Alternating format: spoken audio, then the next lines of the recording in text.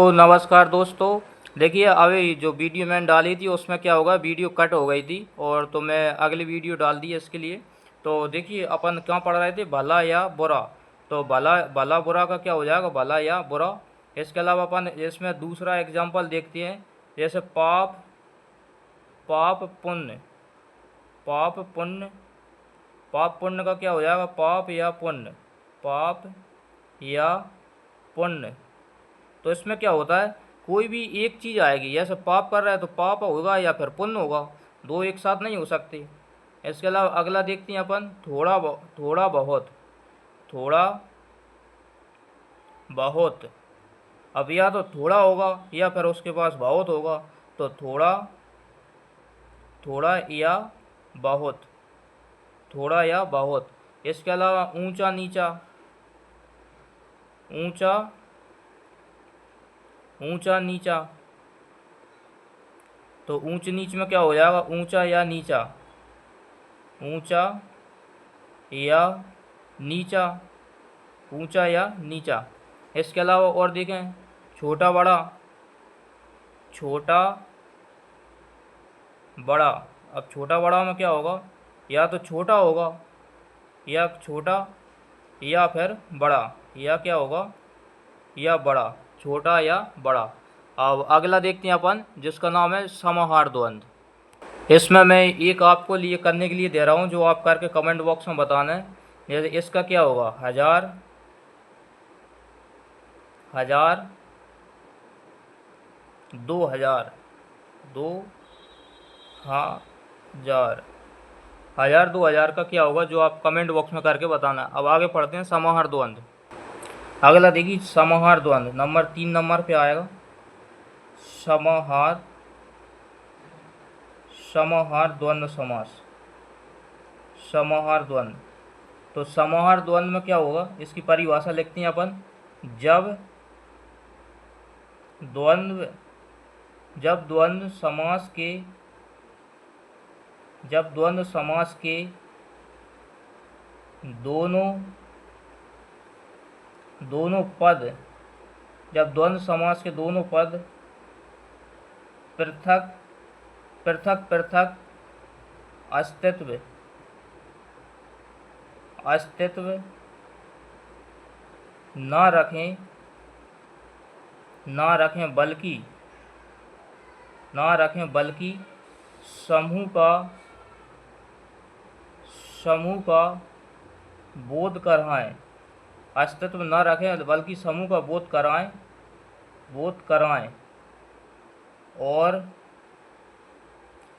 और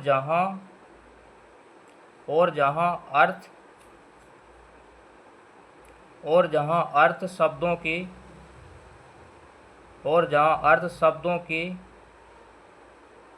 अर्थ से शब्दों के अर्थ से भी अधिक निकले अर्थ निकले, वहाँ समाहार द्वंद्व समास होता है। तो समाहार द्वंद्व समास होता है। अब इसके अपन एग्जाम्पल लेते हैं। एग्जाम्पल नंबर 1, जैसे मैं लिखूं दाल रोटी। दाल रोटी। अब दाल रोटी का मतलब क्या होगा, अब दाल रोटी, एक तो दाल शब्द है, एक रोटी शब्द है, सार्थक शब्द हैं दोनों, और अलग अलग जिनका अर्थ भी अलग अलग हैगा, क्योंकि दाल दाल होती है और रोटी रोटी होती है। और यदि दोनों को अपन एक साथ बोलेंगे तो समूह का बोध हो रहा है, दाल रोटी खा रहे हैं, यानी कि इसका मतलब ये नहीं कि दाल और रोटी खा रहे हैं। दाल रोटी का मतलब सादा सब्जी रोटी खा रहे हैं, सलाद भी होगा उसमें, पापड़ भी होगा, अचार भी होगा, और दाल रोटी के अलावा और भी कोई सब्जी हो सकती है दाल के अलावा, तो दाल रोटी होगा। इसके अलावा और देखते हैं अपन, दाल रोटी हाथ हाथ पाँव। अब हाथ पाँव की बात करें तो हाथ और पाँव। हाथ पाँव में क्या होया, हाथ और पाँव नहीं आते, हाथ पाँव में पूरा शरीर आ जाता है, हाथ पाँव। इसके अलावा सेठ साहूकार। सेठ साहूकार। सेठ साहूकार। और देखते हैं सेठ साहूकार के अलावा नॉन तेल। अब नॉन तेल अपन कहते हैं नॉन तेल खत्म हो, नॉन तेल का मतलब ये नहीं कि नॉन तेल ही खत्म हो गया।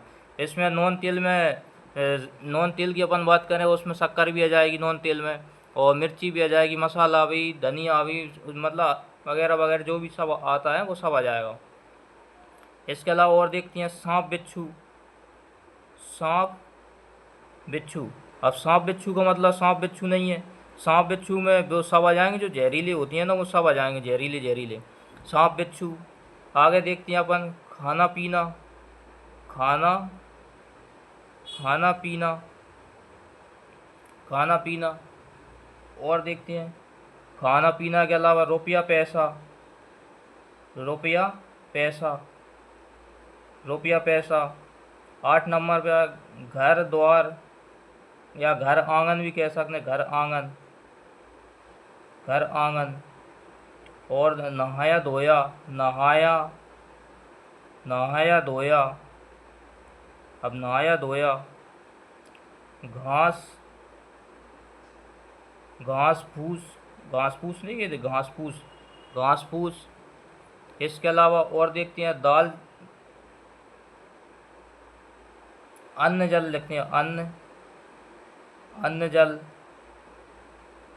अन्न जल के अलावा लिखते हैं घर द्वार, घर द्वार, घर द्वार क्या है, चाय वाय, चाय वाय पी क्या, चाय वाय। तो इस तरह के शब्दों में कौन सा आता है जो होगा ना, तो वो होगा कौन सा, द्वंद्व समास। इसके अलावा और देखते हैं जी जान, जी जी जान, जी जान में कौन सा समास होगा, समाहार द्वंद्व। और देखते हैं अगला, देखते हैं 15 बोलचाल। बोलचाल अगर है या बोलचाल, तो इसमें क्या हो रहा है, बोलचाल शब्द तो दो आ रहे हैं लेकिन इनमें क्या हो रहा है, एक समूह का बोध हो रहा है, तो उसे क्या बोलते हैं, समाहार द्वंद्व कहती है। अगला समास पढ़ते हैं अपन बहुब्रीहि समास। तो बहुब्रीहि समास में जिस समास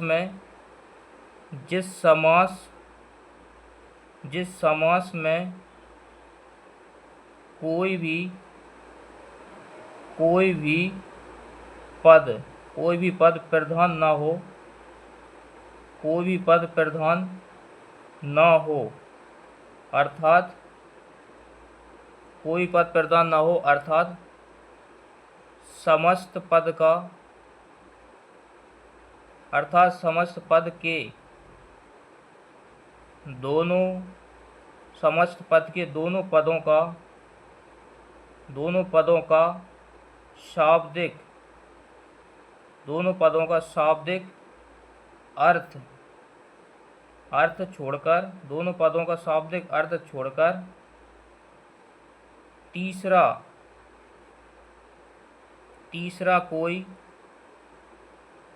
कोई अर्थ निकले, तीसरा कोई अर्थ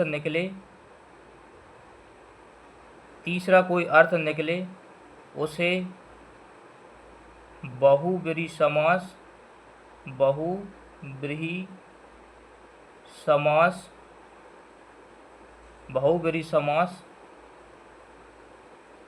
कहते हैं, उसे बहुब्रीहि समास कहते हैं।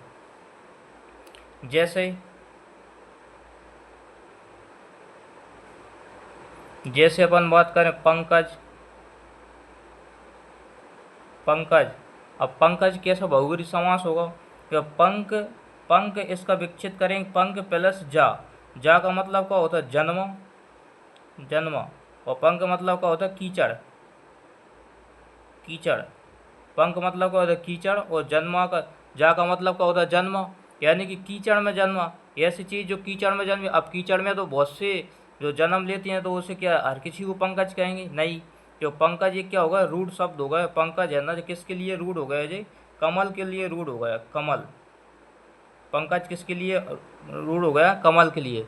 वैसे तो हर वो चीज़ जो किस में जन्मी हो, कीचड़ में जन्मी हो, उसे पंकज कहना चाहिए, लेकिन हर किसी को नहीं बोलेंगे, किसी को बोलेंगे पंकज। और ये पंकज का अर्थ क्या हो रहा है, अर्थ क्या निकल रहा है, तो कमल निकल रहा है, तो अलग अर्थ निकल रहा है, कोई तीसरा अर्थ ना, तो इसका कीचड़ में जन्मी चीज वो अर्थ निकल रहा है, क्या अर्थ निकल रहा है, कमल निकल रहा है इसका अर्थ, तो कोई तीसरा अर्थ निकले ना, उसे बहुब्रीहि समास कहती है। जैसे मैं लिखूँ तिरंगा, तिरंगा। अब तिरंगा किसे कहेंगे? जो 3 रंगों से रंगा हो उसे तिरंगा कहेंगे, लेकिन 3 रंगों से रंगी हुई को तिरंगा नहीं बोलेंगे। जहाँ तिरंगा रूट शब्द होगा, जो भारत का राष्ट्रीय ध्वज है ना, उसे तिरंगा बोलेंगे। ठीक है ना, जो भारत का राष्ट्रीय ध्वज है ना, उसे तिरंगा बोलेंगे। क्या किसे बोलेंगे? राष्ट्रीय ध्वज, राष्ट्रीय ध्वज को बोलेंगे तिरंगा। और वैसे तो 3 रंगों से रंगी हुई हर चीज़ को तिरंगा बोल सकती हैं।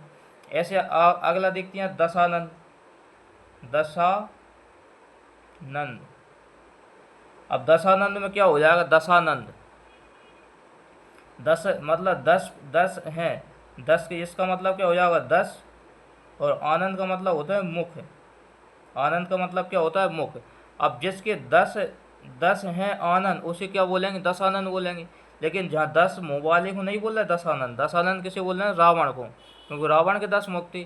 तो दशानंद किसके लिए रूढ़ हो गया? तो ये किसके लिए हो गया? रावण के लिए रूढ़ हो गया। अब आगे देखते हैं, जैसे इसमें किसके उदाहरण आएंगे? सभी, सभी योग रूढ़ शब्द, सभी योग रूढ़ शब्द, सभी जो योग रूढ़ शब्द होंगे ना, वो बहुगिरी समास के उदाहरण होंगे। सभी योग रूढ़ शब्द किसके उदाहरण होंगे? बहुगिरी समास के उदाहरण होंगे। और जैसे सभी योग रूढ़ शब्द बहुगिरी के, बहुव्रीहि समास के उदाहरण होंगे। सभी योग रूढ़ शब्द किसके उदाहरण होंगे? बहुगिरी समास के उदाहरण होंगे। ये बात याद रखना। अब मैं इसकी एग्जाम्पल बताता हूँ आपको। देखिए, बहुगिरी समास के अपन उदाहरण देखते हैं। जैसे लंबोदर, लंबा है जिसका उदर, अर्थात क्या? गणेश। पीताम्बर, अब पीत है जिसके अंबर। अब पीले अंबर पहन के हर किसी को पीताम्बर नहीं बोलेंगे, कोई पीले कपड़ा पहने हो उसे पीताम्बर बोलेंगे। पीताम्बर किसके लिए रूढ़ हो गया? कृष्ण या विष्णु के लिए, उसे बोलेंगे पीताम्बर। इसके अलावा शूल पाणी, तो शूल मतलब जो त्रिशूल, शूल का मतलब होता है कांटा, और शूल पाणी में जिसके मतलब शूल हैं जिसके हाथ में त्रिशूल, उसे बोलेंगे शिव बोलेंगे। शूल का मतलब क्या होता है? कांटा। और जो शिव जी लेते हैं त्रिशूल, और त्रिशूल में को त्रिशूल क्यों बोलते हैं? क्योंकि उसमें 3 कांटे होते हैं, इसलिए उसे क्या बोलते हैं? त्रिशूल बोलते हैं। इसके अलावा दशानंद, 10 हैं आनंद जिसके, अर्थात रावण। त्रिनेत्र, 3 है नेत्र जिसके, अर्थात शिव। अब 3 नेत्र हर किसी के 3 नेत्र हो जाएंगे, उसे त्रिनेत्र नहीं बोलेंगे। त्रिनेत्र किसे बोलेंगे? शिव को बोलेंगे। गिरिधर, गिरि को धारण करना किया है जिसने, उसे बोलते हैं कृष्ण। गजानन, गज का है आनंद जिसका, अर्थात गणेश। गणेश जी का जो मुख है वो किसका है? गज। गज का मतलब होता है हाथी। चंद्रशेखर, चंद्रमा है जिसके शिखर में, शिखर मतलब होता है जूड़ा, और चंद्रमा जिसके जूड़े में, चंद्र है जिसके शिखर पर, उसे क्या कहें? शिव। इसका षटपद, अब षटपद मतलब 6 पद वाला, तो 6 पद तो हर किसी बहुत से जो जीव जंतु होते हैं उनके होती हैं, लेकिन जो क्या रूट शब्द हो गया? 60 पद वाला मतलब 6 पदों वाला है, उसे क्या बोलेंगे? भौरा। और देखते हैं आगे।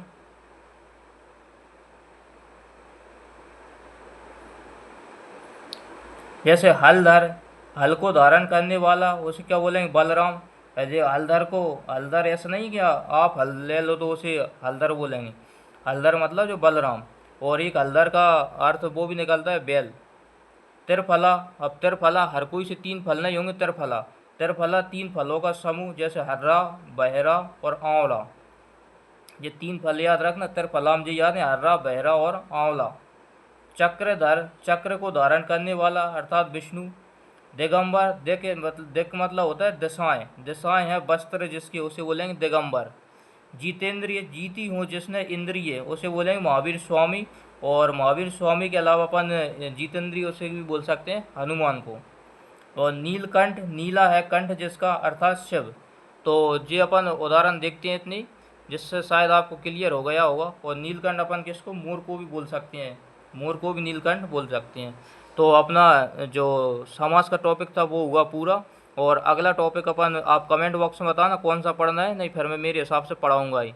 जब तक के लिए वीडियो देखते रहिए और बने रहिए इसी चैनल पर। और इस वीडियो को रोक कर लिख लेना और एक बार और देख लेना डबल स्पीड करके, तो आपको पूरा क्लियर हो जाएगा। जब तक के लिए थैंक यू, जय हिंद।